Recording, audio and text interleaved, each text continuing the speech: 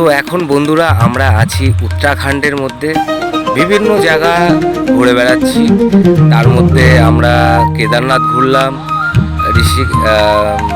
রুদ্রপ্রয়াগ, দেবপ্রয়াগ, বিভিন্ন জায়গা ঘুরতে ঘুরতে এখন আমরা পৌঁছাচ্ছি বদ্রীনাথের দিকে। সো আমাদের এখন নেক্সট গন্তব্যস্থল হচ্ছে বদ্রীনাথ। এখন আমরা গাড়িতে করে যাচ্ছি বদ্রীনাথের পথে এবং এত সুন্দর প্রাকৃতিক দৃশ্য দেখতে পাচ্ছি। তার পাশে, রাস্তার পাশে বিভিন্ন রকম দোকানপাট, হোটেল, যারা স্থানীয় লোক তাদের ঘর সবই রয়েছে।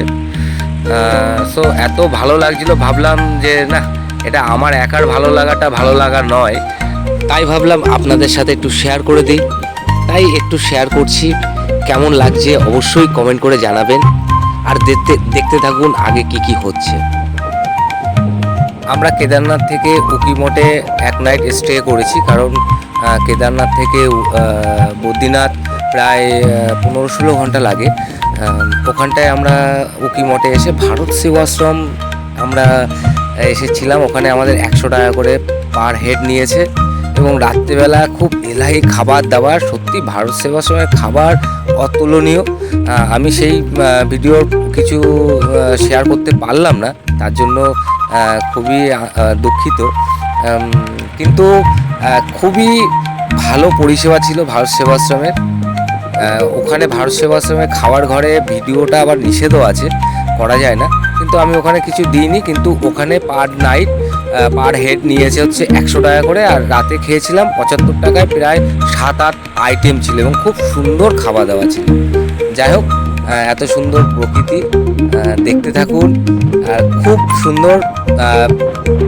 আর একটা কথা, সেটা হচ্ছে আমরা যেহেতু এখন বদ্রীনাথের পথে চলেছি, তা প্লিজ আপনাদের কাছে বিনীত রিকোয়েস্ট যে আপনারা কমেন্ট সেকশানে গিয়ে হর হর বদ্রীনাথ একটু কমেন্টে লিখে দেবেন, জয় বদ্রী বিশার কি জয়।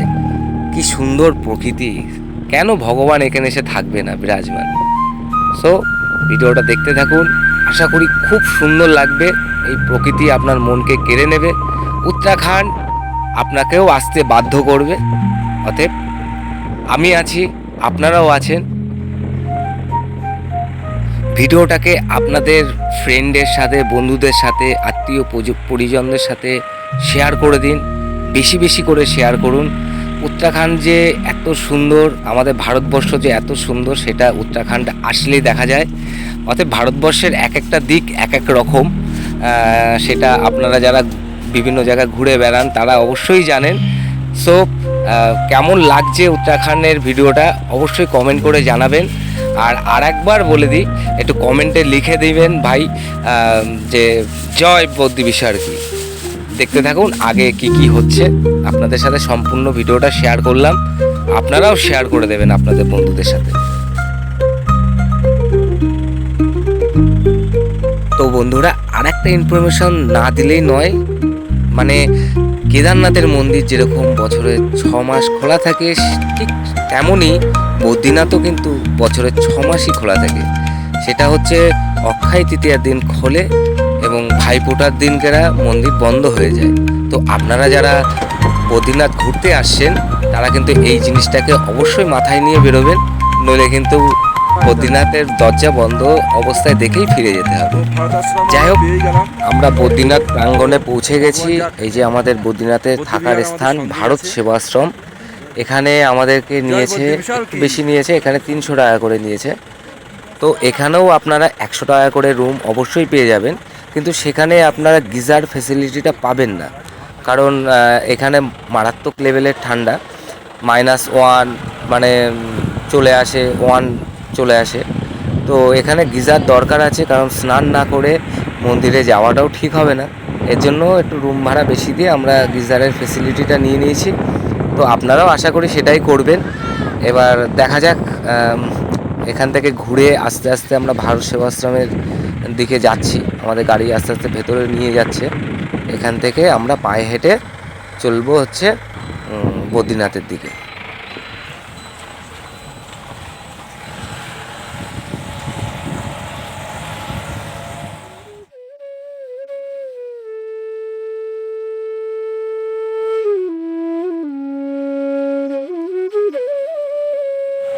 অবশেষে আমাদের গাড়ি এসে পৌঁছালো ভারত সেবাশ্রমের ভেতরে।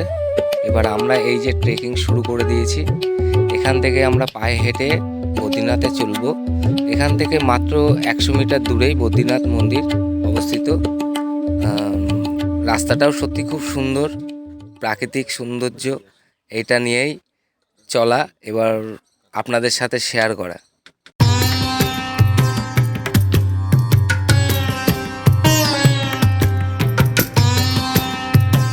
এই সেই অলকনন্দা নদী, যেটা দেবপ্রয়াগ এবং রুদ্রপ্রয়াগে গিয়ে মিশেছে।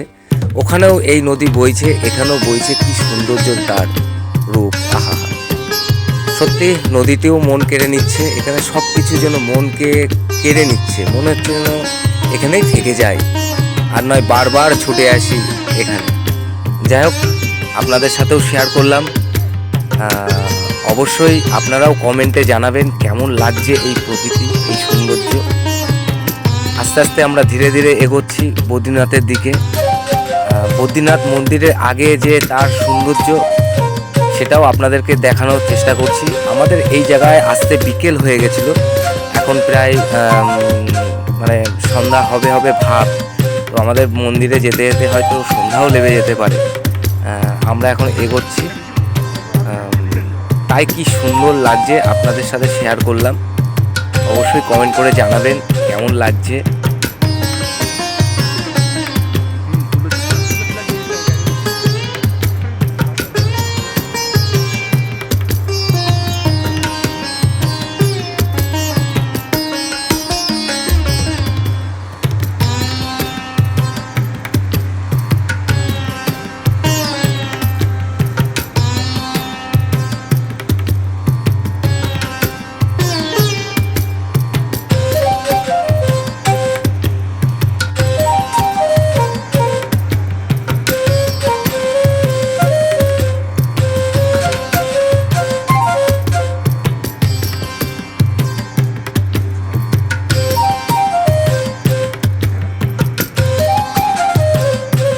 ঠিক রাস্তায় যাচ্ছি তো।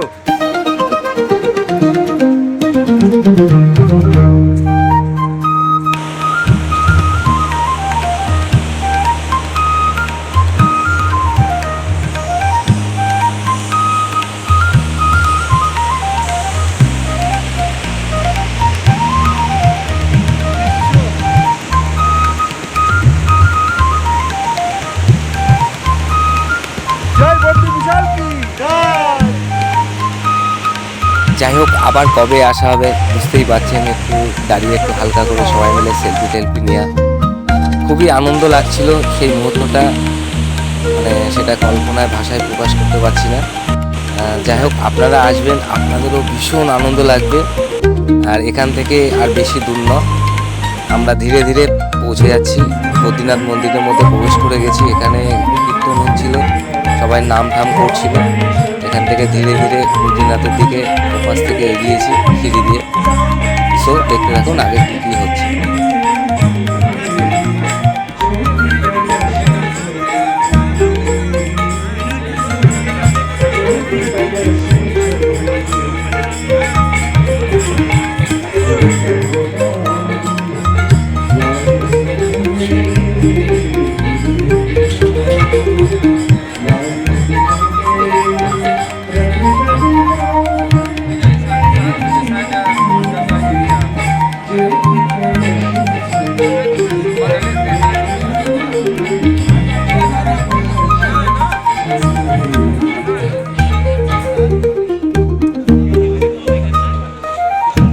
অবশেষে পৌঁছালাম মন্দির প্রাঙ্গণে।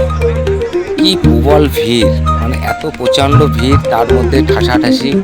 যাই হোক, সবাই শ্রী হরির দর্শনে ব্যস্ত, আমিও তাই, আমরাও সবাই তাই তাতেই ব্যস্ত আছি। এবং এত সুন্দর এই মন্দিরের, মানে কি বলবো, যেরকম কেদারনাথ সেরকম বদ্রীনাথ, কোনোটা কম বেশি নয়। খুব ভালো লাগছে এখানে এসে। আপনারাও যদি আসেন আপনাদেরও খুব ভালো লাগবে, এটা আমার দৃঢ় বিশ্বাস। এবং এখান থেকে দেখুন ধীরে ধীরে ওই সিঁড়িটা, মানে ওই ব্রিজটা হয়ে আস্তে করে পেছন দিয়ে সিঁড়ি দিয়ে উপরে আসতে হয়। কি সুন্দর এই সাইডটা, আর আমি আগেও বলেছিলাম যে আমাদের এখানে আস্তে আস্তে সন্ধ্যা হয়ে যাবে, তো এখানে সন্ধ্যা হয়ে গেছে। এই ব্রিজটা থেকে এসে ওপাশের সিঁড়ি থেকে উপরে উঠেছি। এইটা হচ্ছে গরম জলের কুণ্ড, যে জলটা এখানে সর্বদাই গরম জল। চাইলে আপনারা এখানে স্নান করে নিতে পারেন, কোনো অসুবিধা নেই। ভিডিওটা এতক্ষণ ধৈর্য ধরে দেখার জন্য অশেষ ধন্যবাদ। কেমন লাগলো অবশ্যই কমেন্ট করে জানাবেন।